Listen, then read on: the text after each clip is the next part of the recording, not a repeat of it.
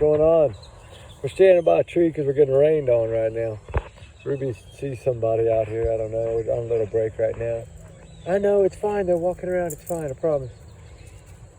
But anyway, guys, I wanted to talk about something. I'm going to post a thumbnail on here. It's something off the TBI website. If you go to tbinews.org, it'll pull it up. There's something that I want to talk about. Ruby, no. You leave that kid alone. It's a child. Go leave it at school, I guess. I don't know. But anyway, I'm going to show you all these. There's something I wanted to read here. It's something they put out, right? It says, since the investigation began, TBI agents continue to provide assistance in following up on leads and tips that continue to be submitted and developed. As part of this continued investigation, officials developed information that while Sebastian was reported missing on February 26, 2024, the last time he was confirmed to have been seen was February 25th, 2024. The Amber Alert poster and FBI reward poster have been updated. So let's think about that for a minute. Officials developed information. What information did they develop to make them understand that he went missing the following day? What information did they get, right? That's what I want to know, because this, the updated thing here that I'm reading off of the website, right? Special agents and intelligence continue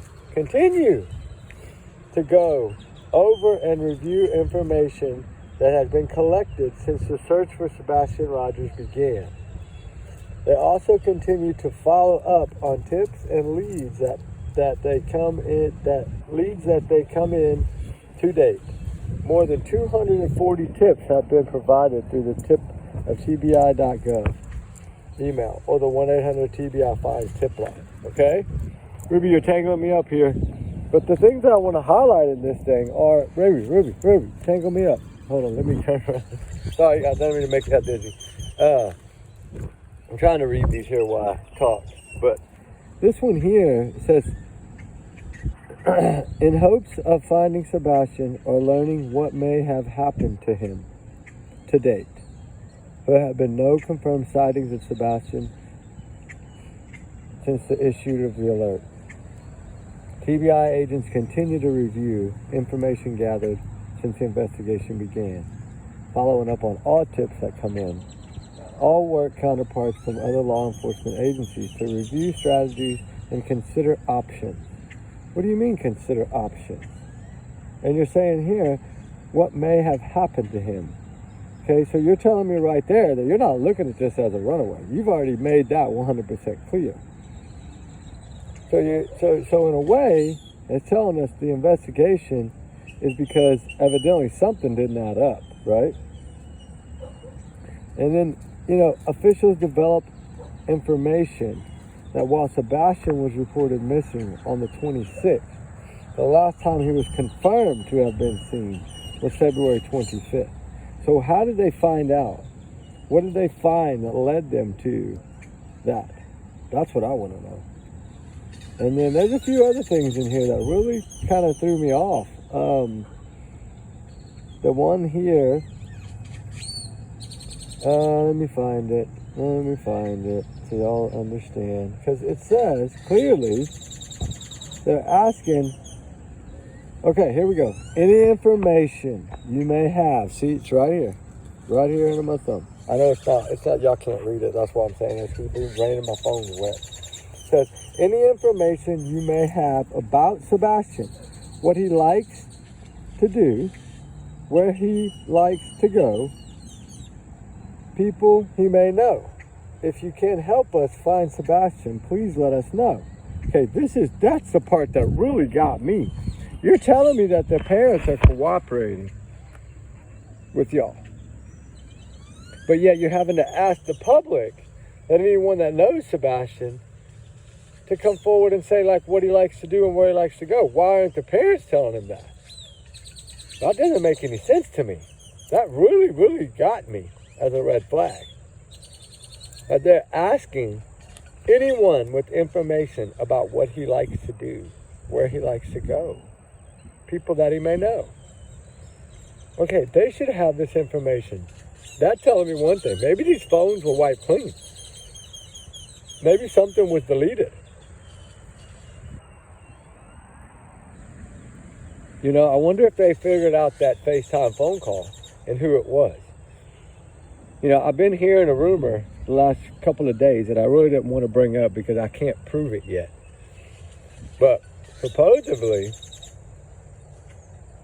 I don't know. I hate to even say it right now, but you know, I just, because I don't know for sure yet. But there is some things here that are floating around about a few things about the family, about the phone calls, and that's why I wanted to bring it up, because I want to clearly. It's always a possibility, right? These are my thoughts. It's allegedly these are my thoughts. And trigger warning times 100 million. Y'all's comments, y'all's alone, not to reflect the channel. We do our research together because we're a big-hearted little family. But remember, these are just my thoughts, my free speech, allegedly. They're innocent until proven guilty, right? We know that. But the more we dig, the more we find. And the more we find of the truth, which is exactly what TBI is asking for. They are searching for the truth. They tell us in this statement more than once that they want to find out the truth of what happened to Sebastian Rogers. That's what they're looking at. Where's the truth behind it? They know this kid didn't walk out of that house. They've said it before. But finding the truth is something that they're trying to do. And will they find the truth? I don't know. Will they? Look at the water. Told you it's flooded. Will they find the truth? Where is the truth? Where are they looking for the truth? The parents, they say, are cooperating, but yet they're asking the public if anyone knows what he likes to do, where he likes to go, people that he may know. Why? Why are you asking us this? They should have provided all that information to you. We shouldn't have to tell y'all. So this tells me that they're not cooperating as much as they say they are. I feel that they're trying to keep them from being shredded apart by what they're saying. Because clearly in their statements that they make, they tell us something different. That statement tells me something different. I'm sorry. It does, in my opinion, allegedly. And I'm pretty sure it does in y'all's once y'all really read it. And I'm going to put it on the thumbnail, but I want you to read it more than once. I want you to read it till it soaks in, please. And listen to what they're asking. Why are they asking this? That's a red flag, guys. It's clearly a red flag. A big one. That means it's telling us something. They do not trust this mother with nothing they got. The statements that I have posted over the last month about so many things that that tell us what really, that this, to me, this is a criminal investigation. I'm sorry. What they're saying, the way they're saying it, the way they're asking it, it's clearly it's got to be. I mean, FBI doesn't offer a reward for $50,000 unless something is wrong. Here's that wind again. I'm trying to stay out of the wind. That's why I'm sorry. That's why I'm just standing by the big old oak. This thing is huge. It's probably 8 foot around. I do want to say, though, that really, to me, throws some red flags, because some of the things, man, I'm telling y'all, some of these things that are in here, holy moly. Holy moly, holy moly. Like, here, let me go to this one. Let me just read a little part of this one. We have not forgotten about Sebastian. Much of the work is currently being done to bring Sebastian home may not necessarily be public or visible. But agents and detectives and intelligence analysis continue to work around the clock to review every bit of information available. Sebastian's family has remained cooperative since the search began and have done whatever law enforcement has asked of them. Okay, yes, you're telling us that. But then you're telling us in another paragraph before that you want us to find information, give you information about what he likes and what he wants to do. It's right here. It's right there on that paragraph on this statement. Sorry, my lens is so bad. There you go, focus. Any information you may have about Sebastian, what he likes to do, where he likes to go, people he may know. If it can help us find Sebastian, if it can help us. They want information about Sebastian that it will help them, lead them to him, right? That's what they're asking. Official, this is the one that got me. Right there under the red. See what I put? Missing Sebastian Rogers last seen.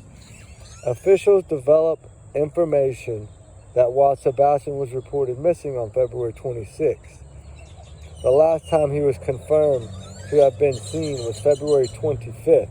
And where was he seen? Let's go check that out. Remember this flyer here that they put out? If you go down and read part of it in here, it says clearly, let me blow this up. It might be a little crazy on the phone right now, but I'm gonna blow this up a little bit here. This is under that little paragraph underneath. Y'all can't read it because it's too small. But I want to read the statement here. Hold on, give me a second.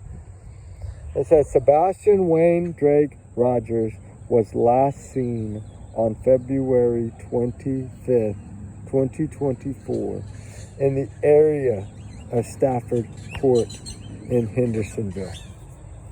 In the area of his home. Okay, is this a camera that caught them in the car coming home? Was this a camera that caught him outside that home during the trash takeout or something of this nature? Something had this. They had to have some information. They have to have positive ID, right, to say that. So it's telling us something. He was last seen in that area. That means he wasn't at home. The area, guys. Are y'all getting that? It's the area that he was seen in. I don't care about the wind anymore. Come on, I want to show y'all the water. Y'all get my point, right? Y'all get my point. Last seen in the area of Stafford Court. And I you know, I've read it 100 times, but I've never really put all this together, right? This is what I'm doing now, is putting everything together. Every statement that's been made, anything that's been made, I put it together. And I'm working on this, and we are digging, and I'm praying right now that I feel that we might be on to something, actually.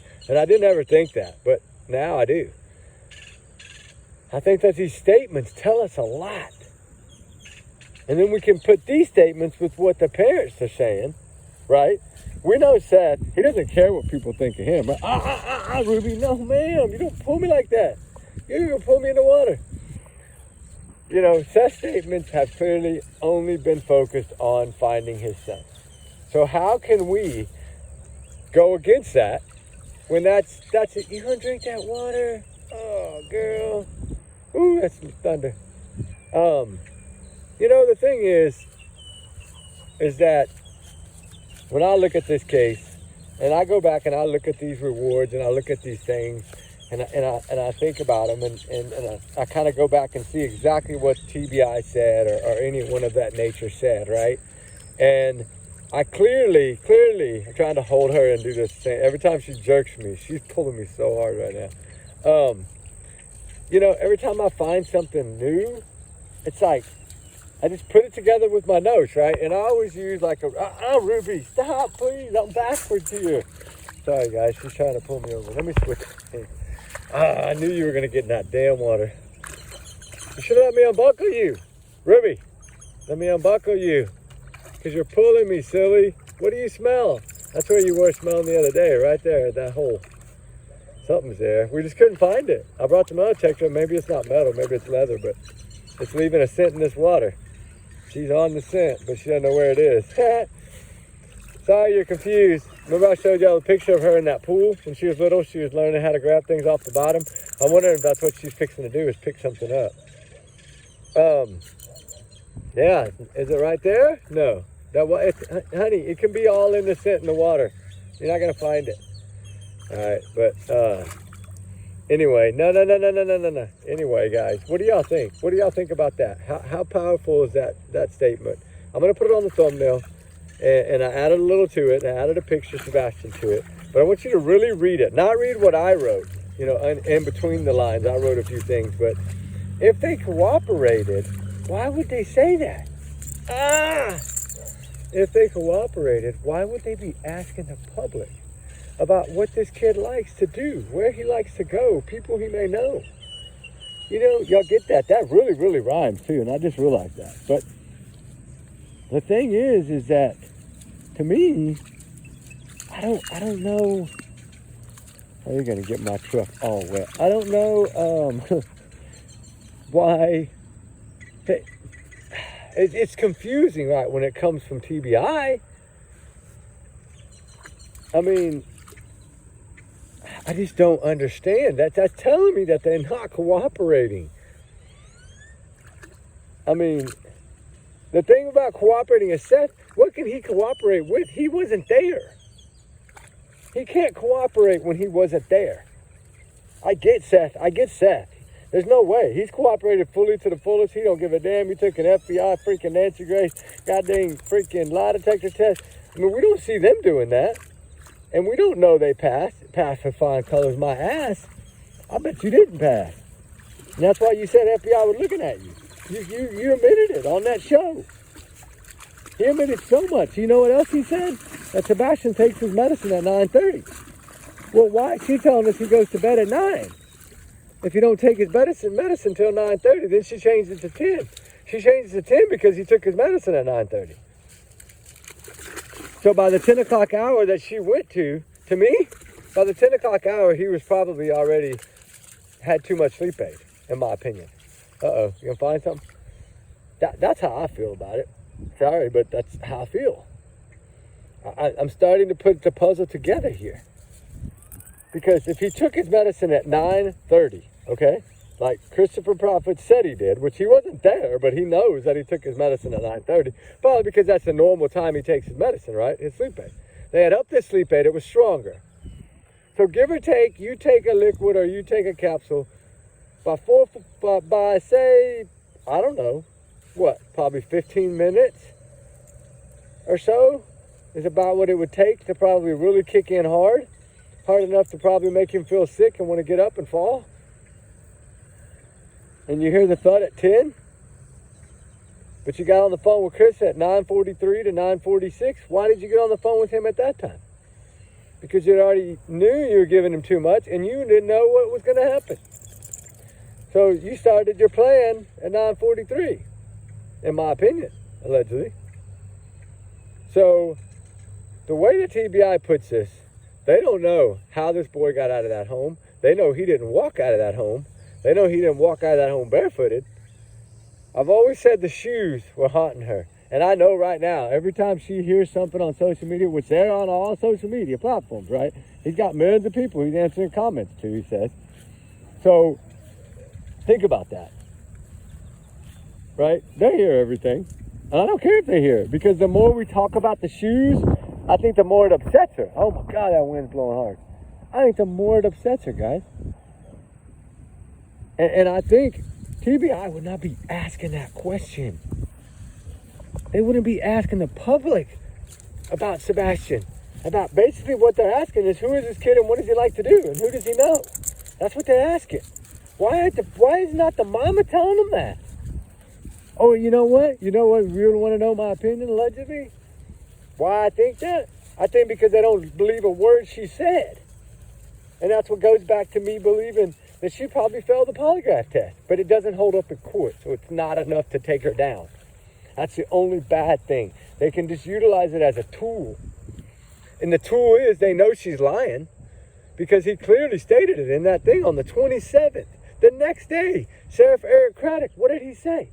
I'm not going to say that he didn't have shoes. The mom accounted for the shoes. And she told it in the interview too, because Chris said, well, law enforcement has accounted for all his shoes. And she said, no, you could hear in the background, remember, no, I accounted for all the shoes.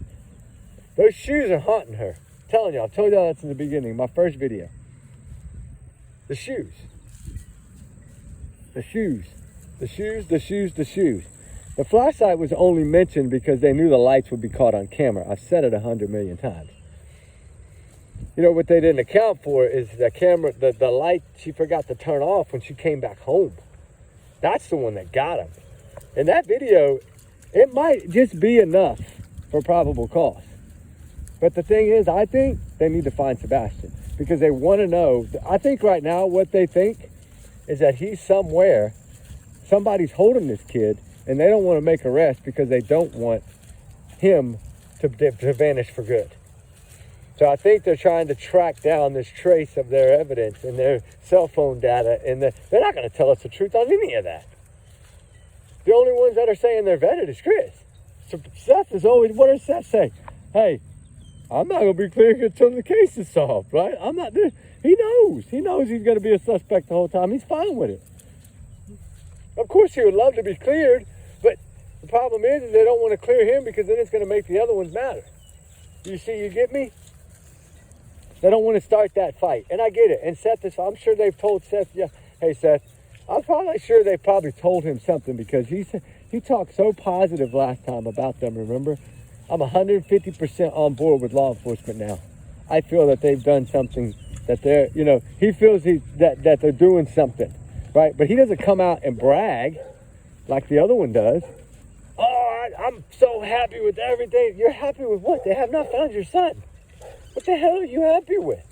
That's what we're going to talk about tonight if we don't get poured on, is why he's saying that. I got a lot of things I can say of why he's saying the things he's saying.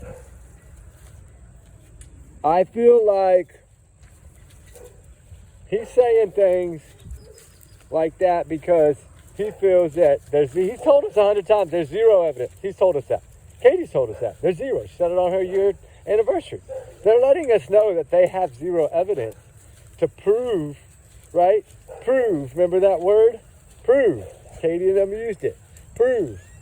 To prove where he's at or where he's gone. Remember Katie said that? In the very beginning, the first message she sent did not have her son's name on there. It didn't say Sebastian.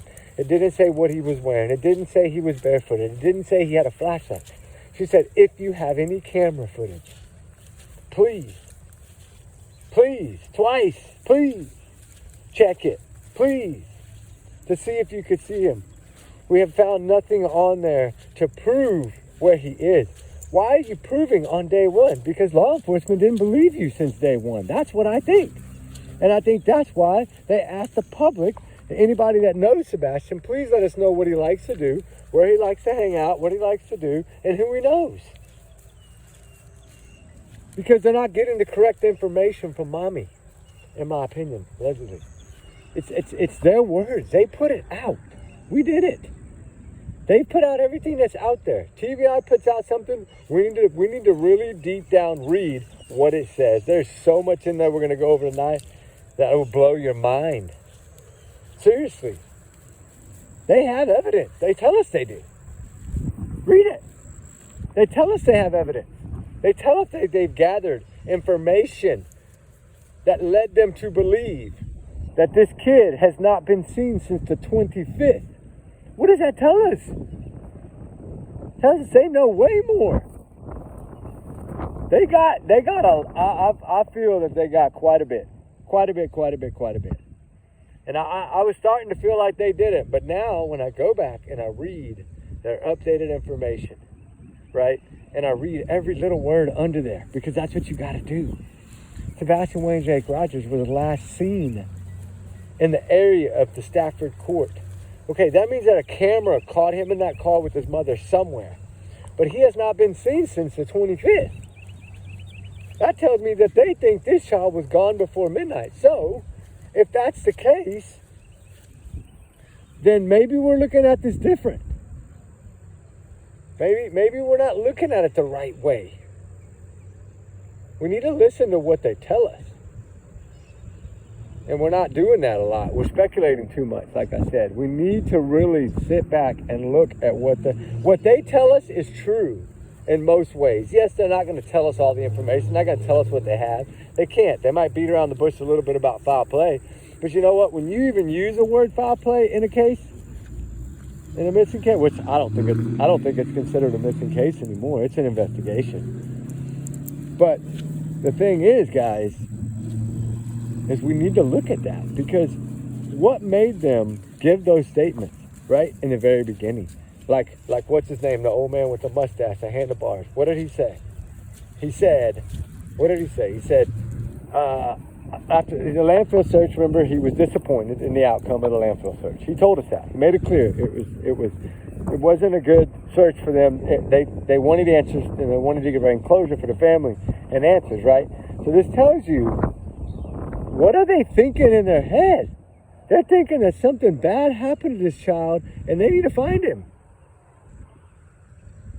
That's what I think. I think what I'm thinking right now that they're thinking is, he got too much medicine, and it knocked him out long enough for them to get him out of the home. And I think that's what happened. And I think the police know this, but they're trying to prove this. And I think they did such a good job of doing it in that 2 minutes flat or 3 minutes flat, whatever it was. She said 1 minute. So to me, was the 1 minute, I need to watch that live video again. Was it 1 minute that it took her to get that boy to the car? To Chris, that was driving that car or whatever vehicle it was. Allegedly, in my opinion. That's what I'm saying. Was it 1 minute flat for her to get him there? Maybe.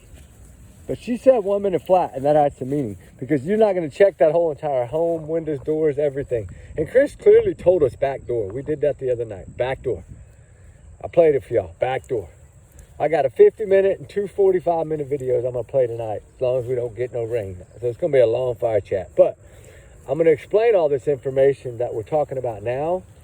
It's going to be on there tonight, and y'all are going to hear the words from them, which will make it, I think, have a lot more meaning. Because we need to look at everything they're telling us. And like the law enforcement has said from the start, pay attention to what we tell you, right? Listen to what we tell you. Don't listen to social media. Listen to us.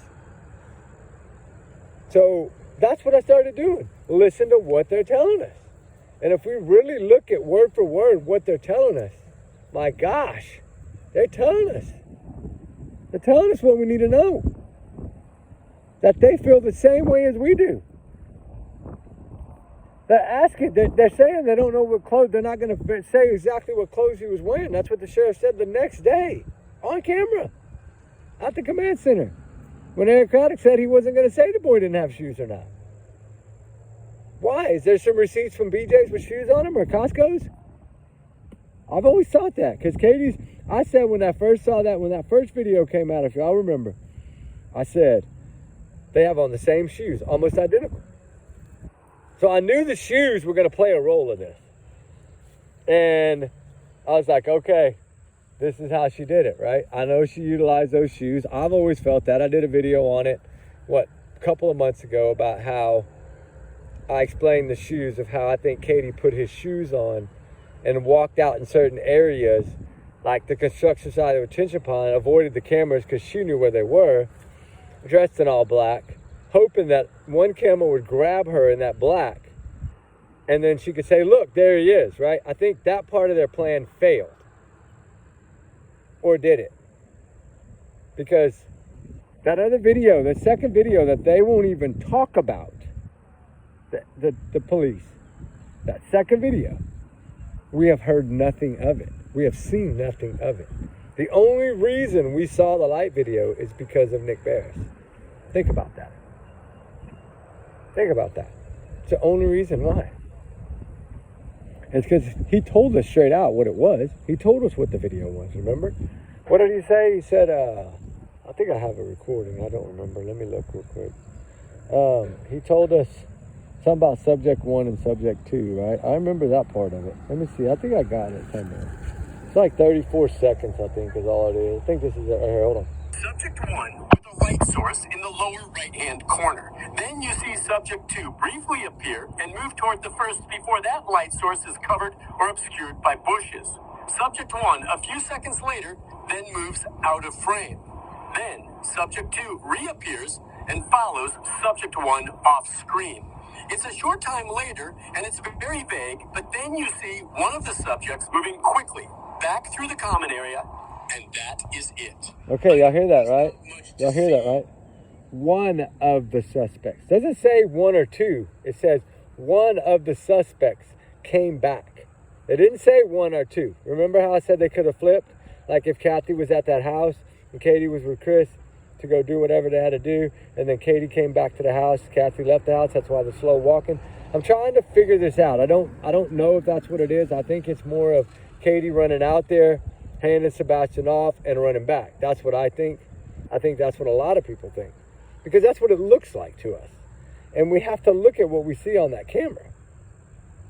And clearly, something's going to come of this case. That it's blown up too big. If we can keep it this way, something will come. And then we'll know more. But anyway, guys, y'all have a wonderful day. We got to go back. I only had 30 minutes. I've been 30 minutes right now. So I got to get back to work. But we love y'all, guys. Prayers for Sebastian Rogers always. Prayers for all the missing, all the runaways. They run for a reason. There's no update yet on the 20-year-old Kanachi missing in the Dominican Republic. We're still going to do a little bit on that. I got a video on that. I got some stuff I want to play for y'all, too. We're going to try to make a short little 10-minute one for her to keep her face out there. That case is truly needs to be figured out. I think she needs justice. Hopefully that will come to on 28th. Tomorrow is the hearing. We'll find out a little more. And we'll take that and see what they give us. But anyway, guys, prayers for all the runaways and missing always. They run for a reason. And we'll talk soon, tonight, most likely. It'll be sometime after 8, but I'll do what I can do to get some fire chats. And hopefully it'll stay like this and not rain. I don't mind the cloudiness.